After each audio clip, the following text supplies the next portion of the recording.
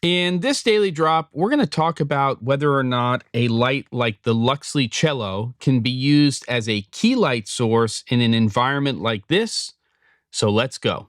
All right, we're back to lighting in this episode, and we are talking about one of the lights that is in the Luxli Orchestra series. And just to spoil the intro, I am actually shooting this episode with the Luxli Cello 2, which is over there to my left in the normal key position that my light is, or close to it.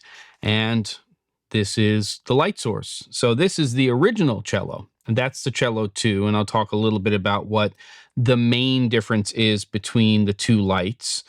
But it is a 30, I'll say that again, a 30-watt LED light, RGB AW, so red, green, blue, amber, white.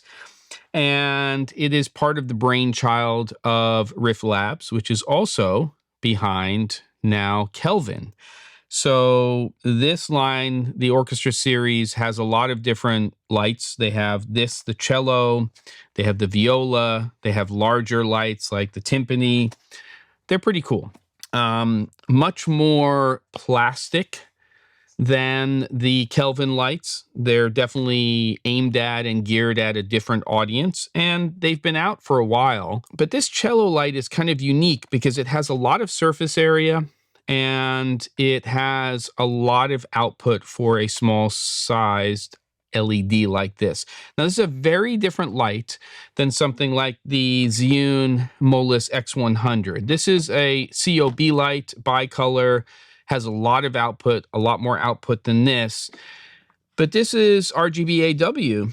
So you've got all of your effects inside of here. You have plus minus green adjustment. It's just a different type of light. And what you're getting in the kit that at least right now is on sale, I don't know if it will be for a long time, is you're getting the light itself, you're getting an NPF style battery, you're getting, and this is the key here, you're getting a power adapter, but this power adapter is USB-C. And that is the big difference between the original cello, in my opinion, and the new one, is you can power this over USB-C. This brick will power it at full power. It comes with a decently sized length cable. I honestly think that when you're powering something like a light source with a power delivery cable, you want to get at least a 10-foot, maybe a 15-foot power delivery cable.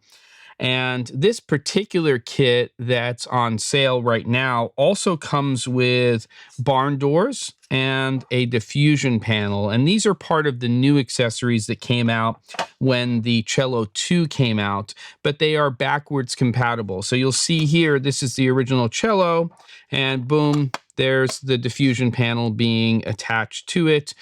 The barn doors have a unique, somewhat ingenious way of attaching. These flip out the connectors so that it makes it very easy for you to slip the light source in here, and then you just pop them down and Bob's your uncle. And, you know, these are beefy. These barn doors are pretty heavy duty.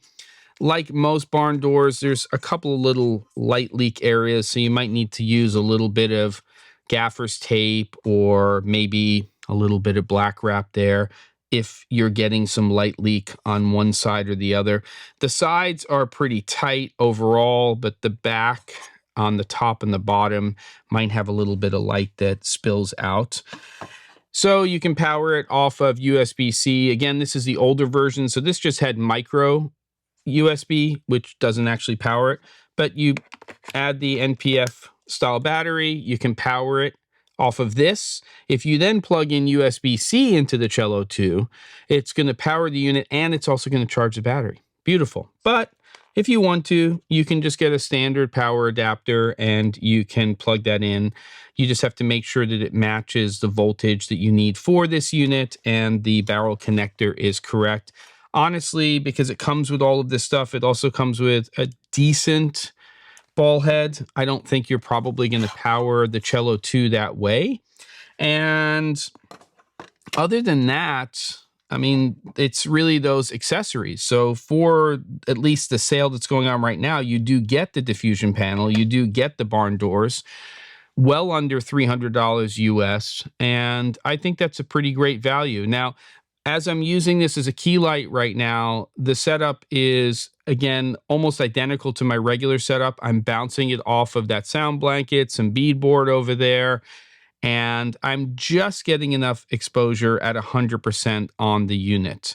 I would be getting a lot more from my normal key source if I wanted that out of the unit, but I'm still at a 2.8, I'm still at 2500 ISO on the camera system. In a controlled environment with the right type of light modification, you can definitely use this as a key light. One little anomaly that you need to be aware of with this, because this is a 30-watt unit, and that's pretty uncommon for the smaller form factor panel lights, and it has a plastic style construction. I do find that every once in a while, because LEDs do produce a lot of heat, and this is a fanless silent design, that there is a little crackle that happens, because what's happening is this housing is heating up and it's expanding. You're not hearing it now with the unit because it's come to heat. It's especially problematic if you were taking the light out of a very cold environment, bringing it into a warm environment, turning it on, because then you're going to have issues with that housing. Of course, you're not having problems with things like that on something like the Kelvin Play, which is an all metal housing. So that's just the only thing to be aware of. I think that for $279 US, that the CELLO2 with the diffusion panel and the barn doors being included is a very, very good value. The fact that you're getting a battery with that, you're getting power to charge the actual unit, you're getting a ball mount, an okay one, but it definitely works, means that at least while it's on sale, this is a very, very good value in a small panel light, because it kind of punches well above its weight or class rating, whatever that saying is. I like watching boxing, but I don't know. I don't know what the saying is. What are you going to do? Don't forget to, and I'll see you on the next episode of The Daily Drop.